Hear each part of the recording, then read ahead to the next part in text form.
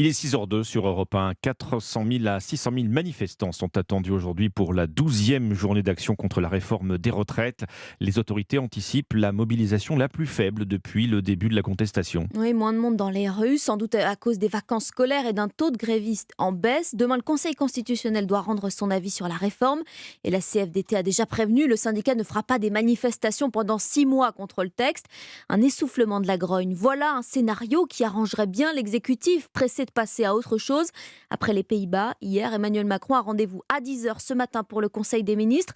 L'occasion de clore le chapitre retraite, Jacques Sauret. Oui, pour Emmanuel Macron, la décision à venir des sages constitue la dernière étape, l'ultime page qui permettra de clore le chapitre de la bataille des retraites. C'est pourquoi demain à l'Elysée, au moment où le Conseil constitutionnel rendra publique sa décision, le chef de l'État réunira autour de lui Elisabeth Borne, plusieurs ministres ainsi que des cadres de la majorité. Ce sera une réunion de travail, précise-t-on dans l'entourage présidentiel, comme pour mieux signifier qu'il s'agit désormais de préparer la suite, de passer rapidement à autre chose. Emmanuel Macron a d'ailleurs lui-même esquissé ce souhait dès hier soir à Amsterdam. Je proposerai en effet à l'ensemble des partenaires sociaux que nous puissions avoir un échange. Le pays doit continuer d'avancer, de faire face aux défis qui sont les nôtres. C'est ça l'objectif. Et pour cela, charge à Renaissance d'être force de proposition. Samedi, le parti présidentiel organisera son conseil national pour débattre sur des thématiques telles que l'industrie verte, le logement, la fin de vie ou encore la valeur du travail. Le président, lui, tente d'élaborer son plan de sortie de crise. Remaniement ou pas, Emmanuel Macron devrait s'exprimer devant les Français